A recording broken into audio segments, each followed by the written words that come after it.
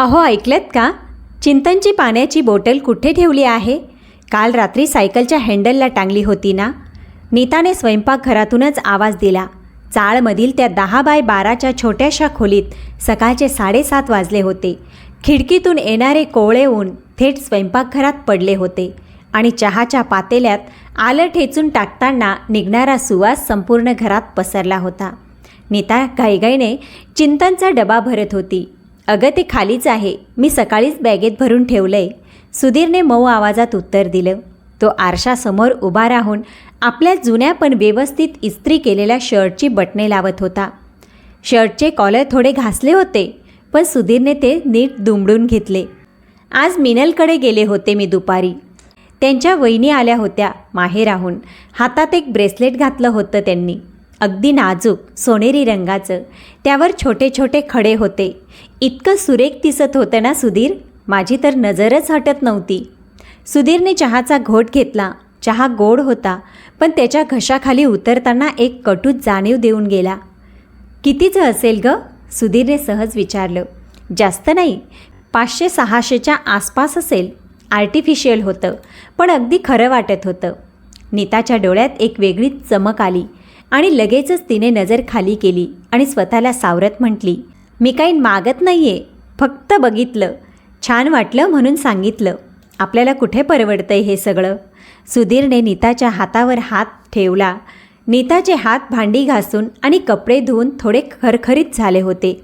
नीता, मला माहीत आहे तुला या लहानशा घरात गुदमुरल्यासारखं होतं, पण मला थोडा वेळ दे. एक दिवस तुलाही त्या सगळ्या गोष्टी मिळतील ज्याची तू हकदार आहेस. मी प्रयत्न करतोय ना? सुधीरने तिचे सांत्वन केले. मी कुठे काही बोलले आहो? नीता हलकेच हसली, पण त्या हसण्यात एक खंत लपलेली होती. चला, चहा थंड व्हायच्या आत प्या आणि चिंतनला उठवा, शाळेची वेळ झाली आहे. दिवसभराची धावपळ संपून रात्र झाली. 6 वर्षाचा चिंतन दिवसभर खेळून दमून सोफ्यावरच झोपी गेला होता. सुधीरने त्याला हळूच उचलले आणि आतल्या चटईवर झोपून वर चादर पांघरली. चिंतनच्या निष्पाप चेहऱ्याकडे पाहून सुधीरच्या ओठांवर हलके हास्य आले, पण ते हास्य जास्त वेळ टिकले नाही.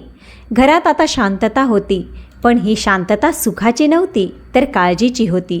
हे बघा, नीताने टेबलावर महिन्याच्या खर्चाची वही आणि पेन ठेवत हिशोब मांडायला सुरुवात केली. सुधीर तिच्या शेजारी येऊन बसला. त्याच्या हातात महिनाभराचे बिल, दुधाचे कार्ड आणि वाण्याची पावती होती. वाण्याचं 3,400 झालेत, दुधाचं 1,200. लाईट बिल यावेळी जास्त आले, 950 रुपये आणि चिंतनच्या ट्युशनची फी 800 रुपये. सुधीरने पाकीट उघडलं. त्यात काही मोजक्या नोटा उरल्या होत्या आणि नीता जरा थांबली. पुढच्या महिन्यात चिंतनच्या शाळेचे ॲडमिशन फी भरायची आहे. शाळेतून नोटीस आली आहे, 15,000 रुपये भरावे लागतील, नाहीतर नाव कमी करू म्हणतात. सुधीरच्या हातातले पेन थांबले. त्याने नीताकडे पाहिलं. 15,000?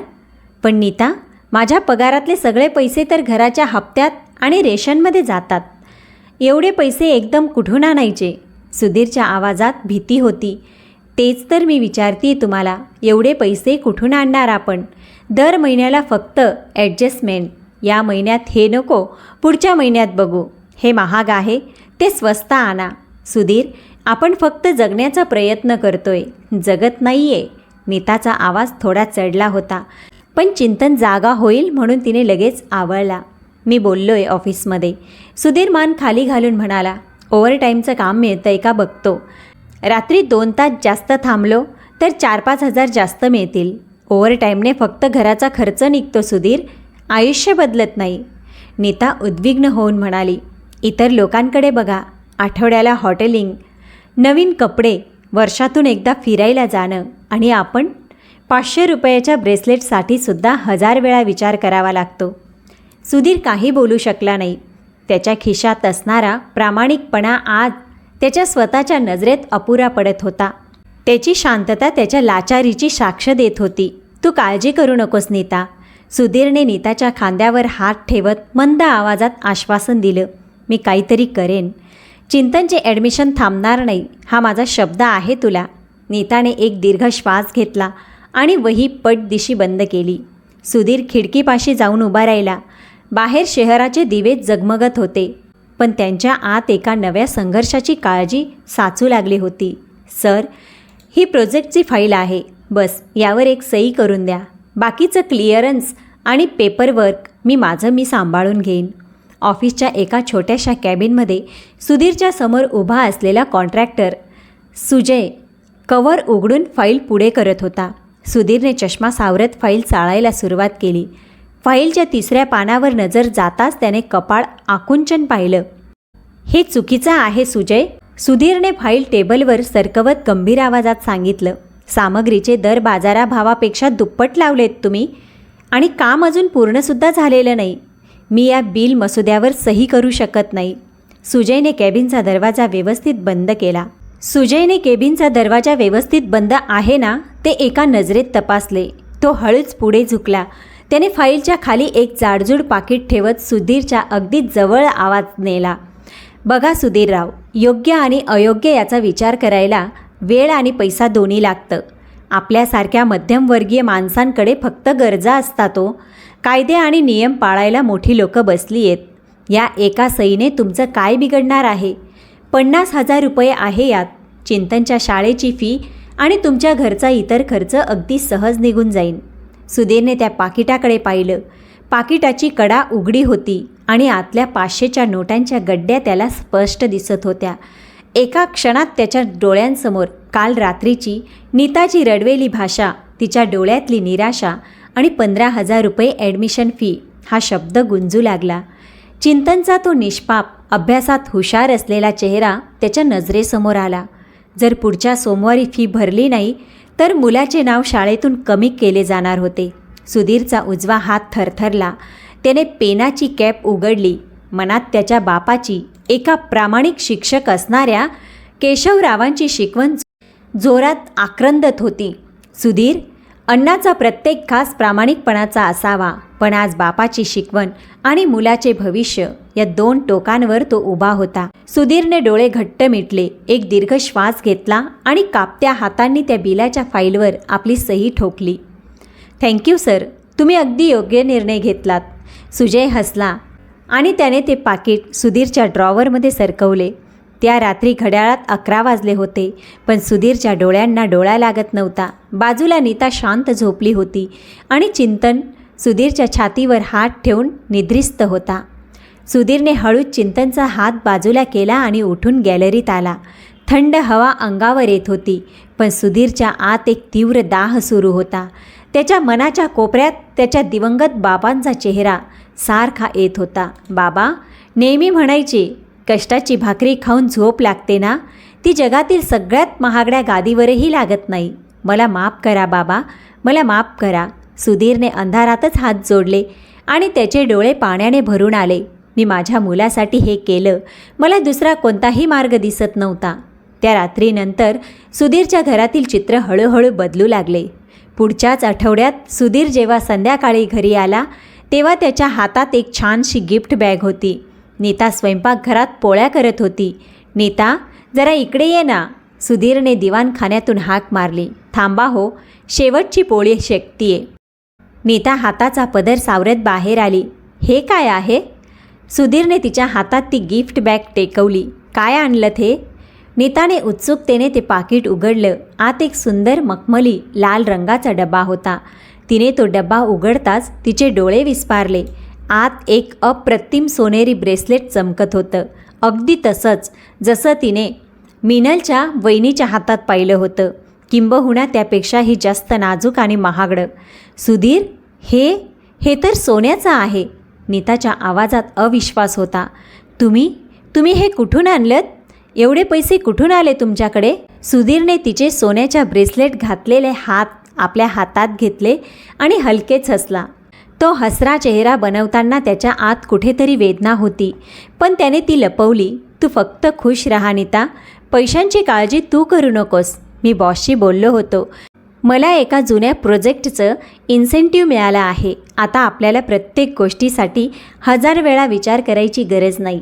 नीताच्या डोळ्यातून आनंद अश्रू वाहू लागले. तिने सुधीरला घट्ट मिठी मारली. आज पहिल्यांदा असं वाटतंय सुधीर की आपण फक्त दिवस ढकलत नाही आहे, आपण खरंच जगतोय. मी तुमच्यावर खूप प्रेम करते सुधीर. सुधीरने नीताच्या पाठीवरून हात फिरवला, पण त्याच्या चेहऱ्यावरचे हास्य अगदी क्षणिक होते. त्याने नीताचा आनंद तर विकत घेतला होता, पण त्या बदल्यात स्वतःची शांतता आणि झोप गमावली होती. काही आठवड्यानंतरची गोष्ट आहे. सुधीरच्या जुन्या कौटुंबिक मित्राच्या विक्रमच्या मोठ्या भावाच्या लग्नाची पत्रिका घरी आली. विक्रम हा शहरातला मोठा प्रॉपर्टी डीलर आणि एका मोठ्या कंपनीचा सर्वेसर्वा होता. लग्न एका भव्य पंचतारांकित हॉटेलमध्ये होतं. सुधीर हा निळा साडीचा पदर व्यवस्थित येतोय ना? नीता आरशासमोर उभी राहून स्वतःला पाहत होती. तिने सुधीरने आणलेले ते ब्रेसलेट आणि एक छानसा नेकलेस घातला. तिचे सौंदर्य आज अधिकच खुलून दिसत होते. खूप सुंदर दिसतीयस तू, सुधीरने मागून येत तिच्या खांद्यावर हात ठेवला. लग्नाच्या हॉलमध्ये पोचताच तिथली रोषणाई, फुलांची सजावट आणि उच्चभ्रू लोकांचा राबता पाहून नीताचे डोळे दिपून गेले. हॉलच्या मध्यभागी विक्रम उभा होता. महागडा सूट, हातात महागडे घड्याळ आणि त्याच्या आजूबाजूला असलेल्या लोकांचा गराडा. अरे सुधीर, अरे आलास तू? विक्रमने सुधीरला पाहताच पुढे येऊन हात मिळवला. मला वाटलं होतं तू विसरशील. नाही विक्रम सर, तुमच्या भावाचं लग्न आणि आम्ही नाही येणार असं होईल का? सुधीर आदराने म्हणाला. विक्रमची नजर सुधीरच्या शेजारी उभ्या असलेल्या नीतावर खेळली. नीताच्या साधेपणात एक वेगळंच आकर्षण होतं, जे तिथे उपस्थित असलेल्या कोणत्याही हाय सोसायटी स्त्रीमध्ये नव्हतं. विक्रमच्या डोळ्यात एक बारीक चमक आली. आणि या मॅडम? विक्रमने प्रश्नार्थक नजरेने पाहिलं. ही माझी पत्नी आहे नीता, सुधीरने ओळख करून दिली. हाय नीता. विक्रमने स्वतःचा हात पुढे केला आणि तिच्याशी हस्तांदोलन केलं. त्याचा स्पर्श जरा जास्त वेळ टिकला. सुधीरने कधी सांगितलंच नाही की त्याची वाईफ इतकी ग्रेसफुल आणि ब्युटिफुल आहे. Nice to meet you. Thank you sir. Neeta थोडी लाजली आणि तिने मान खाली झुकवली. सर नाही, विक्रम म्हणा. विक्रम हसला. सुधीर माझ्याच कंपनीच्या एका प्रोजेक्टमध्ये कॉन्ट्रॅक्टवर काम करतोय. सो आपण फॅमिलीसारखेच आहोत. एक डान्स होऊन जाऊ द्या मग. नाही नाही थँक्यू सर, मी डान्स नाही करत, मी इथेच ठीक आहे, नीता जरा अवघडत म्हणाली. नाही म्हणायची पद्धतसुद्धा खूप इंटरेस्टिंग आहे तुमची. विक्रमच्या ओठांवर एक खोडकर हास्य आलं. त्याने सुधीरकडं पाहिलं आणि त्याच्या खांद्यावर थाप मारली. खूप सुदैवी माणूस आहेस तू सुधीर. अशी सुंदर बायको मिळाली आहे तुला. Thank you sir. सुधीर हसला, पण त्याला विक्रमच्या नजरेतला भाव फारसा आवडला नाही. असं नाही चालणार सुधीर.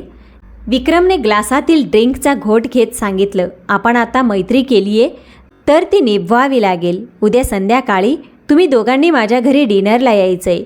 काही ऐकून घेणार नाही मी. सर, एवढं कशाला त्रास? सुधीर बोलणारच तोच विक्रमने त्याला मध्येच थांबवलं. त्रास कसला आलाय त्यात?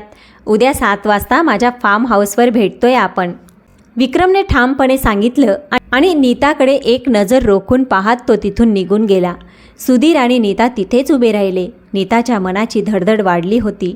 तिला स्वतःलाच समजत नव्हते की विक्रमच्या त्या नजरेने तिला भीती वाटली होती की एक भलतेच अप्रत्यक्ष आकर्षण. दुसऱ्या दिवशी संध्याकाळी 7 वाजता सुधीर आणि नीता विक्रमच्या भव्य फार्म हाऊसच्या गेटसमोर उभे होते. विशाल काय लाकडी दरवाजे, दुतर्फा लांबलेली रंगबिरंगी दिव्यांची आरास आणि समोर उभ्या असलेल्या 4-5 आलिशान गाड्या पाहून नीताला आपण एखाद्या राजवाड्यात आल्यासारखं वाटत होतं. या सुधीरराव, अगदी वेळेवर आलात तुम्ही. विक्रमने हॉलमधूनच बाहेर येत त्यांचे स्वागत केले. त्याच्या हातात वाईनचा ग्लास होता. आणि मिसेस नीता, आज तर तुम्ही कालपेक्षाही जास्त सुंदर दिसतायत. हे खास तुमच्यासाठी.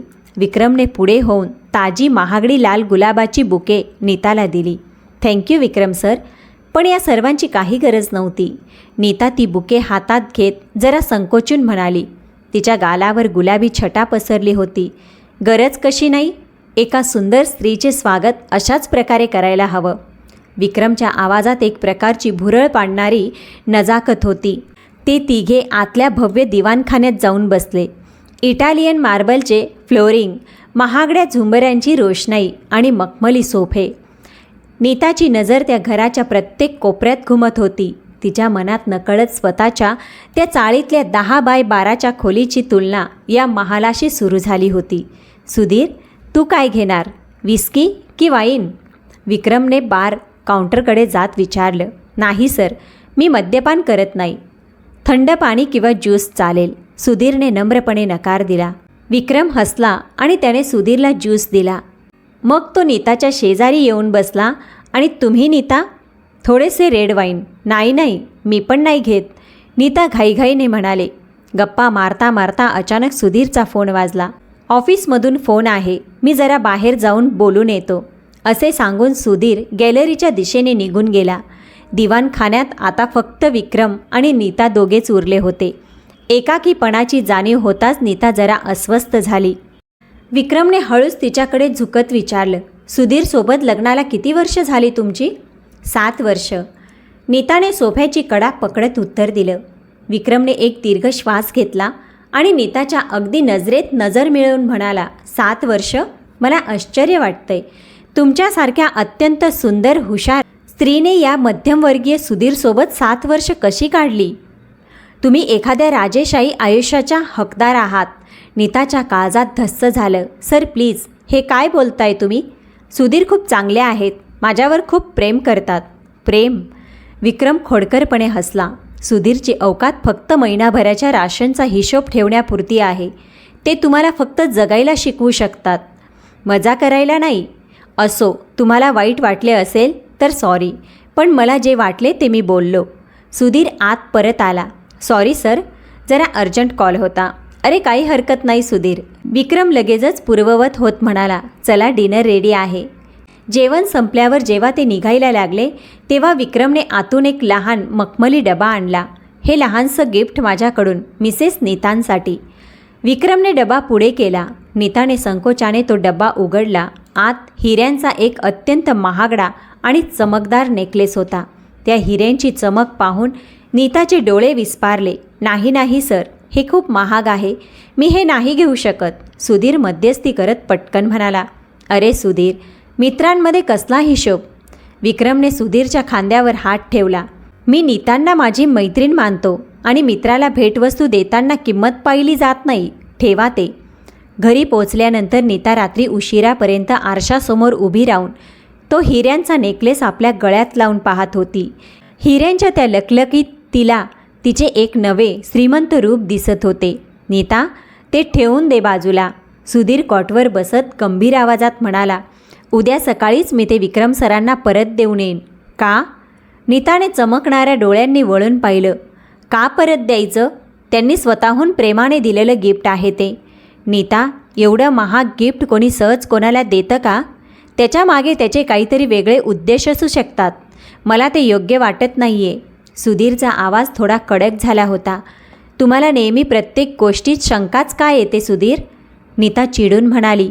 एका मोठ्या माणसाने मनाचा मोठेपणा दाखवून गिफ्ट दिलं तर तुम्हाला त्यातही दोष दिसतोय की तुमची ही जळजळ आहे कारण तुम्ही मला आयुष्यात कधी असा हिऱ्यांचा हार देऊ शकत नाही. नीताचे हे शब्द सुधीरच्या छातीत थेट बाणासारखे रुतले. सुधीर काही बोलला नाही. त्याने खिडकीकडे तोंड केलं आणि डोळे मिटले. पण त्याच्या मनात संशयाची एक विषारी वेल रुजू लागली होती. पुढच्याच आठवड्यात सुधीर ऑफिसला निघून गेला. चिंतन शाळेत गेला. घरात नीता एकटी भांडे आवरत होती. अचानक तिच्या फोनवर एका अनोळखी नंबरवरून कॉल आला. हॅलो. नीताने फोन कानाला लावला. खूप आठवण येत होती तुमची. पलीकडून विक्रमचा मखमली आवाज आला. नीताचा हात क्षणभर थांबला. विक्रम सर, तुम्हाला माझा नंबर कुठून मिळाला? तुझ्या मित्रांकडून. सॉरी, पण कालपासून फक्त तुझाच चेहरा डोळ्यासमोर फिरतोय नीता. विक्रमने सरळ सांगितलं. हे योग्य नाही आहे सर. तुम्हाला माहीत आहे ना मी विवाहित आहे. नीताचा आवाज थरथरत होता पण तिने फोन कट केला नाही. माहीत आहे, पण सौंदर्याची स्तुती करणे हा काही गुन्हा नाही. मला तुला भेटायचं आहे, फक्त एक मित्र म्हणून. विक्रम म्हणाला. मला आता खूप काम आहे, मी नंतर बोलते. नीताने घाईघाईने फोन ठेवला. तिचे हृदय धडधडत होते. पण अवघ्या पाऊण तासात त्यांच्या दरवाजाच्या घरावर थाप पडली. नीताने दरवाजा उघडला तर समोर विक्रम होता. महागड्या कॉफीचे कप घेऊन उभा होता. तुम्ही इथे काय करताय? नीताने घाबरून आजूबाजूला पाहिलं. चाळीतले लोक काय म्हणतील याची तिला भीती वाटली. सुधीर घरी नाही आहेत, तुम्ही आत नाही येऊ शकत. अरे बाबा, मी आत यायला आलोच नाही आहे. विक्रमने हसून सांगितलं. मी तर बस तुला एकदा पाहायला आलो होतो. आज माझ्या 2 महत्त्वाच्या मीटिंग्स होत्या, पण सकाळी तुझा आवाज ऐकल्यापासून कामात लक्ष लागत नव्हतं. तुझी तब्येत बरी आहे ना? माझी तब्येत बरी आहे, पण तुम्ही असं अचानक न सांगता? काय करू, तू औषध आहेस माझ्यासाठी. तुला पाहिलं की माझ्या सगळ्या चिंता मिटतात. विक्रमने कॉफीचा कप तिच्या हातात ठेवला. अच्छा, मी निघतो, स्वतःची काळजी घे. विक्रम निघून गेला, पण त्याचे ते शब्द, त्याची ती महागडी गाडी आणि त्याचा तो रुबाब नीताच्या मन पलटावर खोलवर कोरला गेला होता. तिच्या मनात सुधीरबद्दल असलेली आदराची जागा आता हळूहळू विक्रमच्या श्रीमंतीने आणि आकर्षक भाषेने घ्यायला सुरुवात केली होती. दुपारी 12:30ची वेळ होती. नीता आणि तिची मैत्रीण चाळीजवळच्या एका साध्याशा कॅफेमध्ये बसल्या होत्या. नीताच्या चेहऱ्यावर एक अस्वस्थता स्पष्ट दिसत होती. मिनल, खरं सांगू, आता घरात फार तंगी जाणवायला लागली आहे. नीता चहाचा कप हातात फिरवत म्हणाली. चिंतनचा खर्च वाढतोय. सुधीरच्या एकट्या पगारात काही भागण्यासारखं राहिलं नाही आहे. मलासुद्धा काहीतरी काम करायचं आहे गं. विक्रम सरांच्या ऑफिसमध्ये काही नोकरीची संधी मिळेल का? खूप मोठा बिझनेस आहे ना त्यांचा, पगारही चांगला मिळेल. मिनलने जरा विचारात पडल्यासारखं नीताकडे पाहिलं. नीता, विक्रम सर खूप मोठे, प्रशस्त आहेत, हे खरं आहे, पण सुधीर मानतील का गं? त्यांना तुझी नोकरी करायची कल्पना पटेल का? त्यांना न सांगता आपण विचारून तर बघू ना. नीता थोडी हट्टाने म्हणाली. तू फक्त विक्रम सरांशी बोलून बघ. एकदा ऑफर हाताशी आली की मी सुधीरला समजावेन. 2 दिवसानंतर संध्याकाळी सुधीर थकून ऑफिसमधून घरी आला. तो शर्टची बटणे सोडवत सोफ्यावर बसलाच होता की नीता त्याच्यासमोर चहाचा कप घेऊन आली. तिचे डोळे उत्साहाने चमकत होते. सुधीर, मला एक खूप मोठी बातमी द्यायची आहे. नीता त्याच्या शेजारी बसत म्हणाली. मला विक्रम सरांच्या कंपनीत जॉब ऑफर आली आहे. मिनलने त्यांच्याकडे माझी विचारपूस केली होती आणि त्यांनी थेट मला असिस्टंट मॅनेजरची पोस्ट दिली आहे. पगारही खूप चांगला आहे. सुधीरचा हात चहाच्या कपापाशी जाऊन थांबला. त्याच्या चेहऱ्यावरचा थकवा एका क्षणात गायब होऊन तिथं गंभीरतेचे ढग जमा झाले.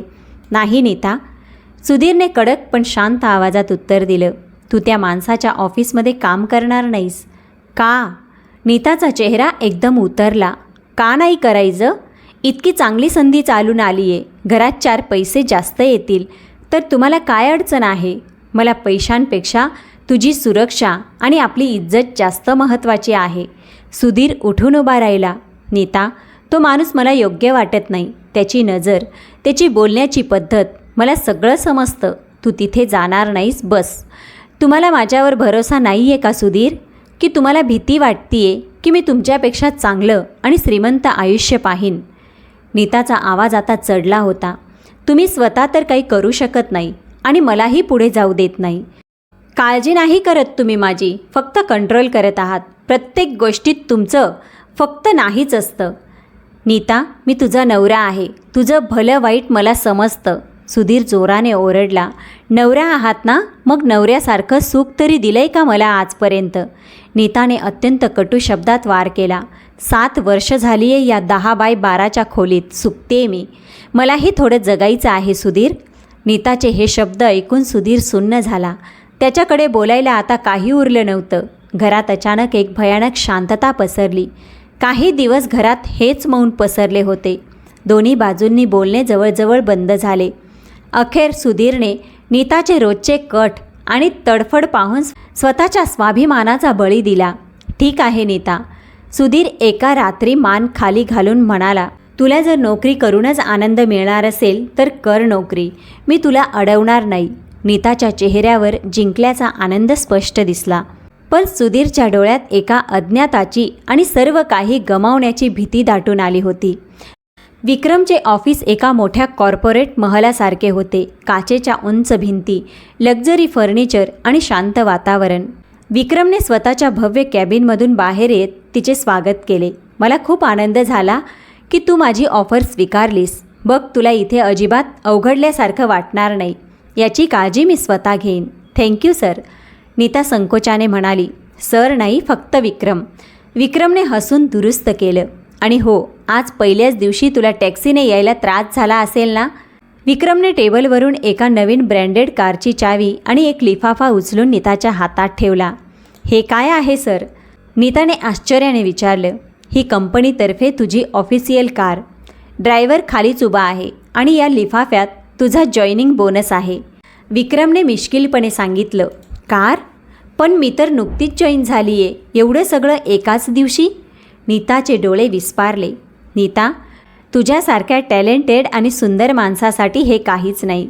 विक्रमने तिच्या खांद्यावर अगदी हलकेच हात ठेवला. त्या संध्याकाळी नीता ती नवी कोरी पांढऱ्या रंगाची अलिशान कार घेऊन चाळीच्या दारात उतरली. चाळीतले लोक कुतूहलाने आणि आश्चर्याने तिच्याकडे पाहत होते. नीता उत्साहाने धावत वर आली आणि तिने बाल्कनीत उभ्या असलेल्या सुधीरचा हात धरून त्याला खाली खेचलं. सुधीर, हे बघ, ही कार मला ऑफिसकडून मिळाली आहे. कंपनीने मला कार दिली आहे चालवायला आणि सोबत बोनससुद्धा. नीता आनंदाने ओरडत होती. सुधीरने त्या चमकणाऱ्या कारकडे पाहिलं. त्याच्या पोटात एक भीतीची तीक्ष्ण कळ उमटली. नीता, हे मला काही ठीक वाटत नाही आहे, सुधीर धीम्या पण जड आवाजात म्हणाला. इतकी वर्ष काम करतोय मी, पण मला कोणी एक साधी सायकलसुद्धा बोनस म्हणून दिली नाही आणि तुला पहिल्याच दिवशी थेट आलिशान गाडी? आहो, तुम्ही प्रत्येक गोष्टीत संशय का घेता? नीता चिडून म्हणाली. विक्रम सर खूप मोठे व्यावसायिक आहेत. त्यांच्यासाठी गाडी देणं ही खूप छोटी गोष्ट आहे. ते तुमचे मित्र आहेत म्हणूनच त्यांनी एवढं केलं आहे. ते माझे मित्र नाहीत नीता, आणि तू स्वतःला फसवतीयेस. सुधीरने निराशेने डोके हलवले. काही महिने निघून गेले.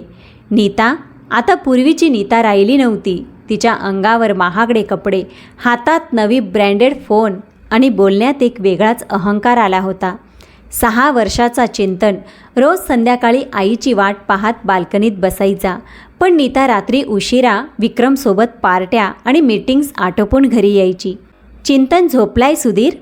नेहा एका रात्री 12 वाजता घरी आल्यावर पर्स सोफ्यावर टाकत म्हणाली. हो, तो रोज तुझी वाट पाहून झोपतो. सुधीर अंधारातच खुर्चीवर बसून म्हणाला. नीता, तू दिवसेंदिवस आपल्यापासून दूर होत जातीयेस. मी काम करतीये सुधीर, मनोरंजनासाठी नाही जात बाहेर. नीता वैतागून म्हणाली. तुम्हाला माहीत आहे का, विक्रम सरांची वाईफ अमेरिकेत राहते. ती त्यांना अजिबात वेळ देत नाही. बिचारे इथे एकटेच राहतात या एवढ्या मोठ्या फार्म हाऊसवर. सुधीरने मान वर करून नीताकडे पाहिलं. तुला त्यांच्या एकटेपणाची खूप काळजी वाटते नीता, आणि इथे घरात तुझा स्वतःचा नवरा आणि मुलगा एकटे पडलेत, त्यांचं काय? तुम्ही पुन्हा तोच संशयीपणा सुरू केलात? नीता ओरडली. बेडरूममध्ये निघून गेली. सुधीर तिथेच अंधारात बसून राहिला. त्याच्या मनात उभा राहिलेला संशयाचा अंकुर आता एका वटवृक्षात बदलला होता.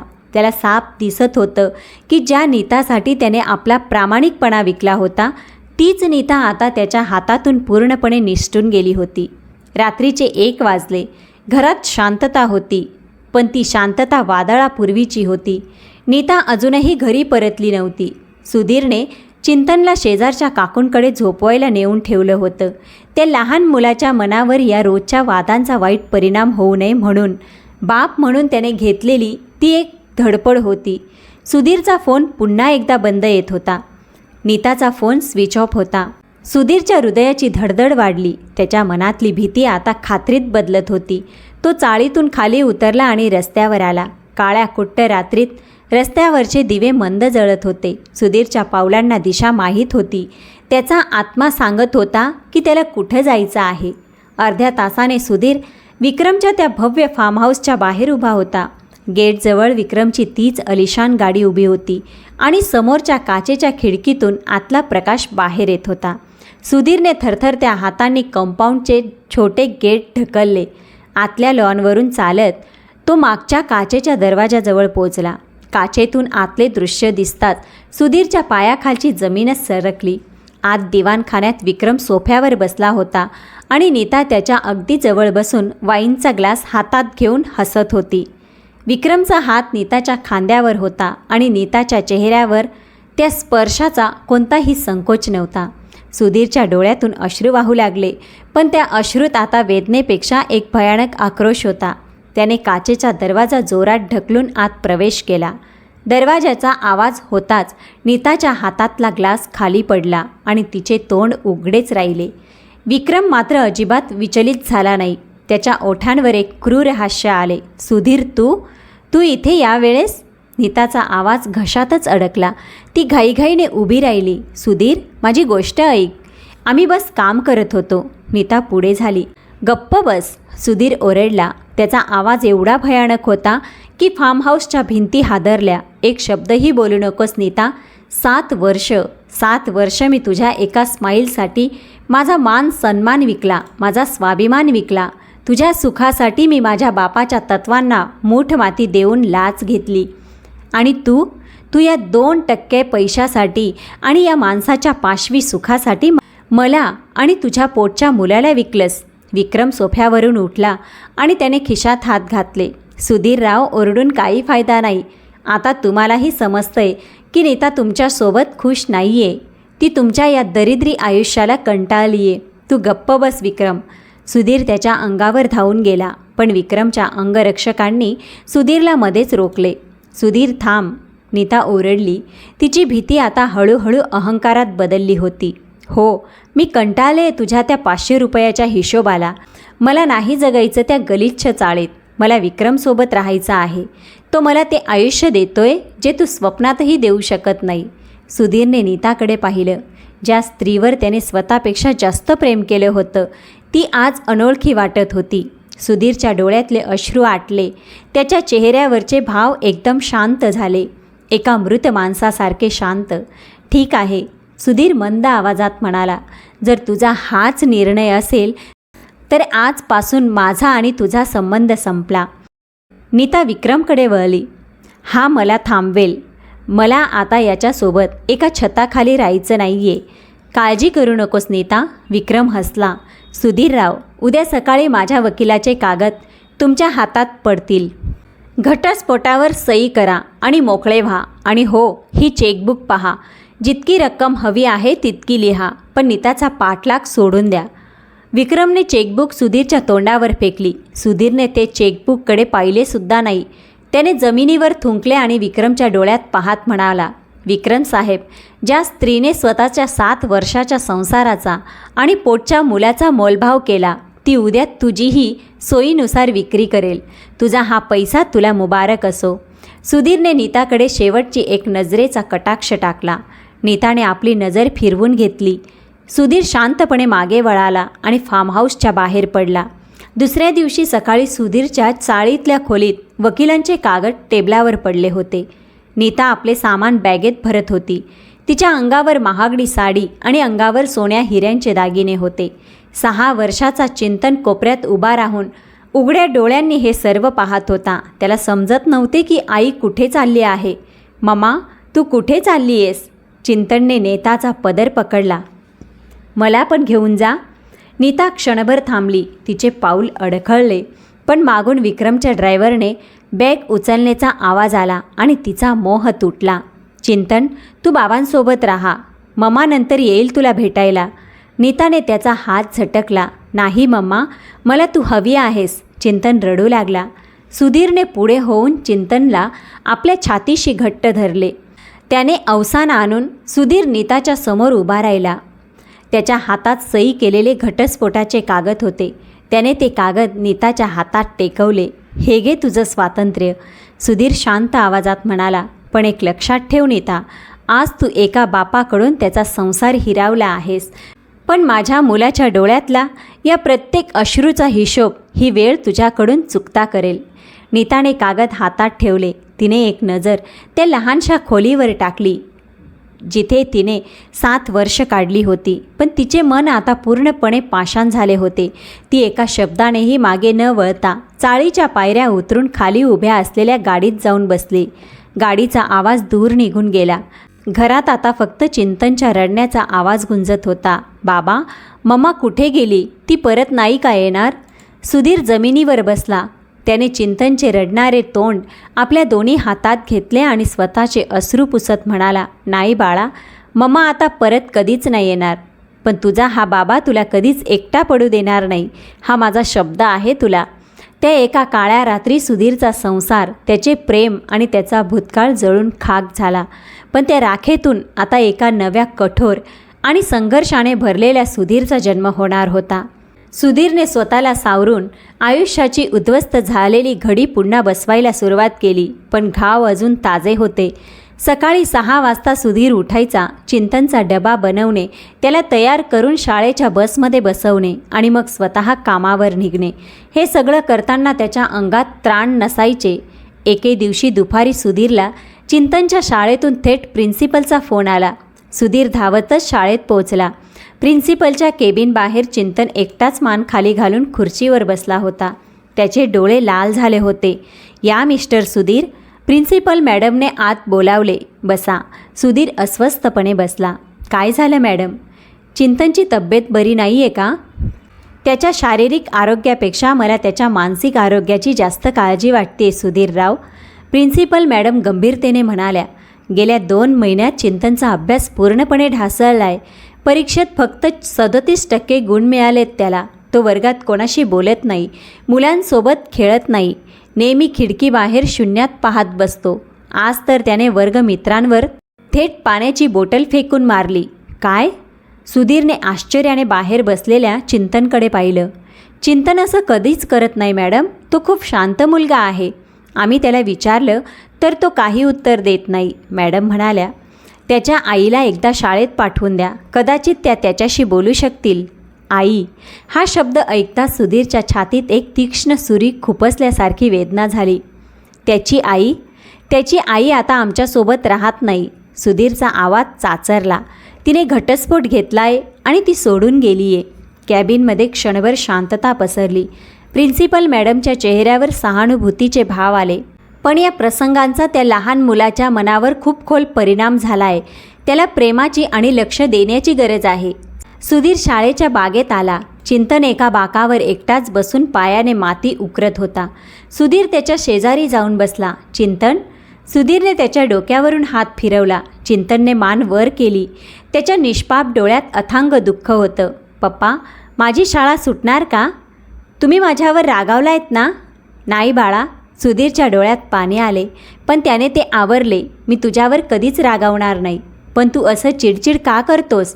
अभ्यास का सोडलायस?" "मला ममाची आठवण येते पप्पा." चिंतन रडू लागला. "सगळ्यांची ममा त्यांना शाळेत सोडायला येते, पण माझी कुठे गेली? ती माझ्यामुळे गेली का?" सुधीरने चिंतनला घट्ट मिठी मारली. "नाही चिंतन, तू काहीच चुकीचं नाही केलंस. ममा तिच्या स्वतःच्या इच्छेने गेली आहे. पण हे बघ, तुझा हा बाबा नेहमी तुझ्यासोबत आहे. तू माझी ताकद आहेस बाळा. तू जर असा खचलास तर मी कसा जगू?" चिंतनने छोट्या हातांनी सुधीरचे अश्रू पुसले. "सॉरी बाबा, मी आता चांगला अभ्यास करेन. मी तुमची ताकद बनेन." काही दिवसानंतर सुधीरच्या जुन्या ऑफिसमधील निवृत्त झालेले वरिष्ठ सहकारी आनंदराव त्यांना भेटायला घरी आले. हे एका ध्येयवादी, अनुभवी आणि अभ्यासू व्यक्तिमत्वाचे नाव होते. सुधीरच्या घरातील या भयंकर वादळाची माहिती मिळताच त्यांना राहावलं नाही, म्हणून ते आले होते. घरात कपड्यांचा पसारा, स्वयंपाकघरात खरकटी भांडी, सुधीरच्या चेहऱ्यावर दाढी वाढलेली आणि डोळ्यांखाली काळी वर्तुळं आलेली. "सुधीर." आनंदरावांनी त्याच्या खांद्यावर हात ठेवला. "आनंद सर." सुधीरचा बांध फुटला. तो त्याच्या गळ्यात पडून लहान मुलासारखा रडला. "माझं सगळं संपलं सर. मी ज्या नीतासाठी माझा स्वाभिमान, माझा प्रामाणिकपणा विकला, तीच मला सोडून एका श्रीमंत माणसाच्या मागे निघून गेली. मला या गरिबीची चीड यायला लागली आहे सर. मला श्रीमंत बनायचं आहे. खूप पैसे कमवायचे आहेत. इतका पैसा कमवेन की कोणापुढे मान झुकवावी लागणार नाही." आनंदरावांनी सुधीरला शांतपणे सोफ्यावर बसवले. त्यांनी पाण्याचा ग्लास त्याच्या हातात दिला. "सुधीर, रागावत आहेस?" आनंदराव शांतपणे म्हणाले. "आणि रागात घेतलेले निर्णय नेहमी माणसाला अजून मोठ्या खड्ड्यात टाकतात. एका स्त्रीने तुला धोका दिला म्हणून जगातील प्रत्येक गोष्ट पैशाने तोलू नकोस." "मग काय करू सर?" सुधीरने उद्विग्नतेने विचारलं. "जगाकडे पैसा आहे म्हणून तर माझं हसू उडवतात ना." "पैसे कमव, नक्की कमव," आनंदराव म्हणाले. "पण सूड घेण्यासाठी नाही, तर चिंतनच्या चांगल्या भविष्यासाठी आणि स्वतःच्या स्वाभिमानासाठी. प्रामाणिकपणे उभा राहिलेला व्यवसायच टिकतो सुधीर, शॉर्टकट नाही." त्यावेळी दरवाजातून एका 25-26 वर्षाच्या मुलीने आत प्रवेश केला. तिच्या हातात डब्बा होता. तिचे नाव रेवा होते. आनंदरावांची मुलगी, साधी, समंजस आणि चेहऱ्यावर एक असीम शांतता असलेली. "बाबा, हा डब्बा." रेवा थांबली. तिने घरातील ती अवस्था आणि कोपऱ्यात बसलेल्या चिंतनला पाहिलं.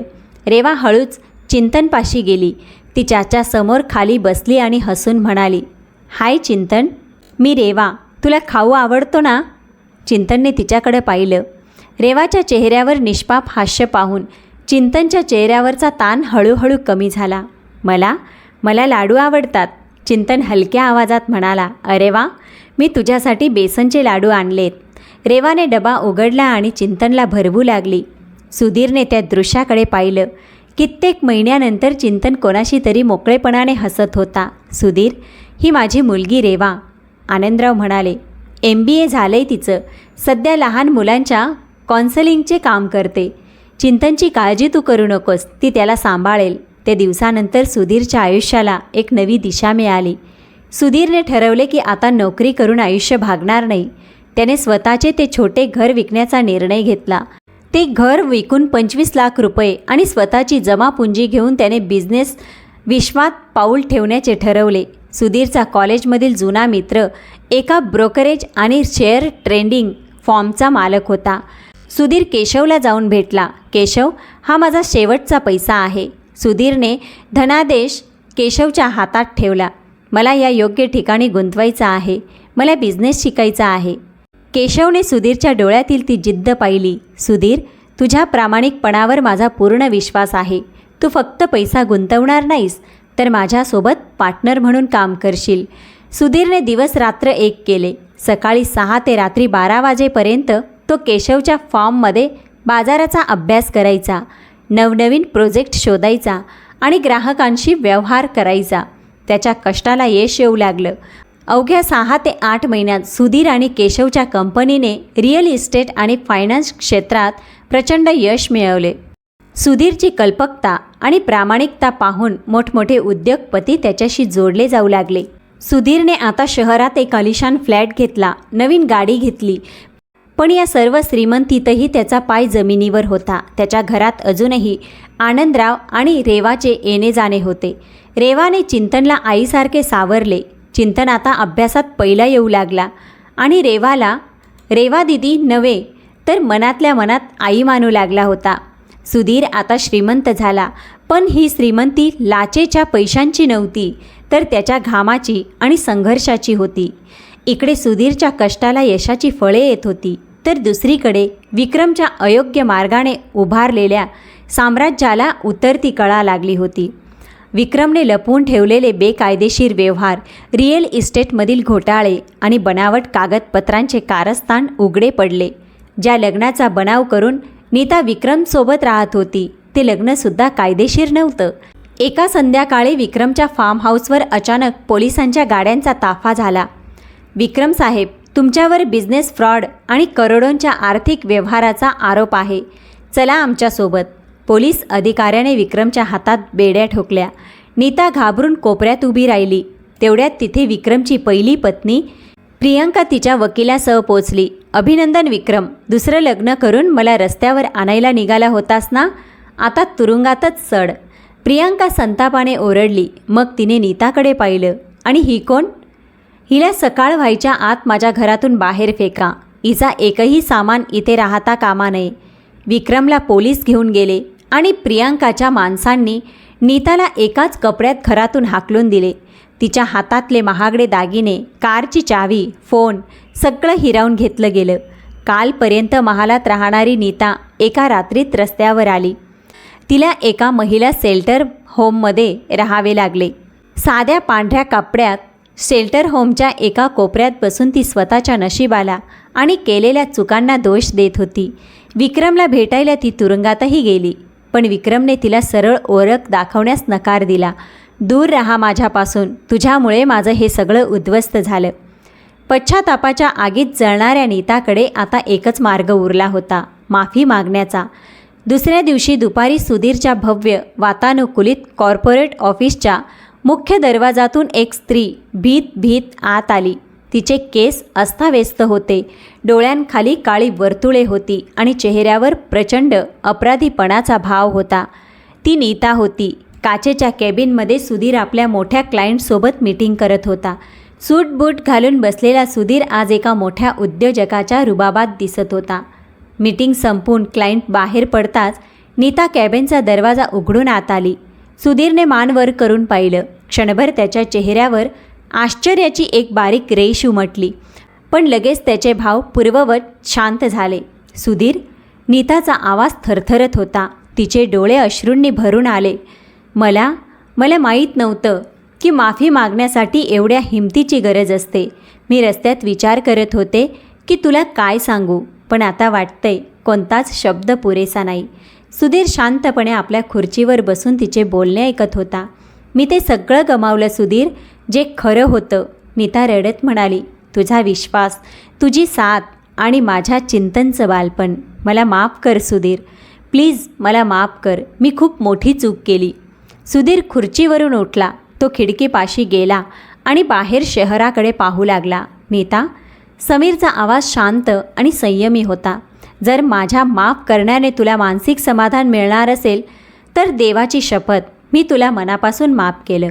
नीताच्या डोळ्यात आशेचा एक किरण चमकला. सुधीर, मग मी परत येऊ? सुधीर मागे वळला. त्याने नीताच्या डोळ्यात पाहिलं. माफ करणे वेगळं नीता, आणि पुन्हा तेच नाते जोडणं वेगळं. माफीचा अर्थ असा होत नाही की सगळं पूर्ववत होईल. काही धागे एकदा तुटले की ते कायमचे संपतात. आणि चिंतन? नीताने अश्रू पुसत विचारलं. माझा मुलगा कसा आहे? तो खूप खुश आहे, सुरक्षित आहे आणि एका चांगल्या माणसासारखा घडतोय, कोणत्याही तक्रारीशिवाय. सुधीरने उत्तर दिलं. नीताने मान झुकवली. तिला समजले होते की तिने आपल्या हव्यासापोटी जे गमावलं आहे ते आता जगातील कोणत्याही संपत्तीने परत मिळू शकत नाही. ती हळूच वळली आणि दरवाजाकडे जाऊ लागली. नीता, थांब. सुधीरने ड्रॉवरमधून एक चेक काढला आणि तिच्याकडे सरकवला. हे ठेव, तुला नव्याने आयुष्य सुरू करायला याची मदत होईल. नीताने त्या चेककडे पाहिलं आणि नंतर सुधीरकडे. तिने तो चेक घेतला नाही. नाही सुधीर, पैशांचा मोह धरूनच मी सगळं गमावलं. आता मला तुझा 1 रुपयासुद्धा नको. नीता शांतपणे केबिनच्या बाहेर पडली. तिचे पाऊल जड झाले होते, पण सुधीरने एक थंड समाधानाचा श्वास घेतला. त्याच्या भूतकाळाचे ते शेवटचे पान आज कायमचे बंद झाले. काही महिन्यानंतर सुधीरच्या नवीन घरात आनंदाचे वातावरण होते. दिवाणखान्यात आनंदराव आणि केशव बसले होते. स्वयंपाकघरातून खमंग अन्नाचा सुवास येत होता. रेवा चिंतनची शाळेची बॅग भरत होती. चिंतन तिच्या शेजारी बसून हसत हसत तिच्याशी गप्पा मारत होता. सुधीर बेडरूममधून बाहेर आला. त्याने चिंतन आणि रेवाकडे पाहिलं. चिंतनच्या चेहऱ्यावर आज तीच शांतता आणि आनंद होता जो कित्येक वर्षापासून हरवला होता. रेवा दिदी, चिंतनने अचानक रेवाचा हात पकडला. हो बाळा, काय झालं? रेवाने त्याच्याकडे पाहत विचारलं. तू माझी मम्मा बनशील का? चिंतनने अत्यंत निष्पापपणे विचारलं.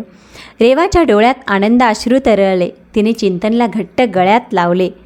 दारात उभ्या असलेल्या सुधीरने हे पाहिलं. रेवाने मान वर करून सुधीरकडे पाहिलं. तिच्या नजरेत अथांग प्रेम आणि आदर होता. आनंदरावांनी सुधीरच्या खांद्यावर हात ठेवला आणि हसून मान डोलावली. काही दिवसातच आप्तांच्या आणि देवाच्या साक्षीने सुधीर आणि रेवा एका पवित्र विवाह बंधनात अडकले. लग्नाच्या मंडपात जेव्हा रेवाने चिंतनला मांडीवर घेतले तेव्हा त्याच्या डोळ्यात आईचे ते छत्र पुन्हा मिळाल्याचे असीम सुख होते. सुधीरने आपल्या नव्या संसाराकडे पाहिलं. त्याला समजले होते की आयुष्यात खरी संपत्ती हिरे मोते किंवा अलिशान गाड्यांमध्ये नसते, तर ती प्रामाणिकपणात, शांततेत आणि संसाराला जोडून ठेवणाऱ्या खऱ्या प्रेमात असते. सत्य आणि प्रामाणिकपणाचा मार्ग कठीण नक्कीच असतो, पण त्याचा शेवट नेहमीच गोड आणि सुंदर असतो. प्रेक्षक मित्रांनो, तुम्हाला काय वाटतं?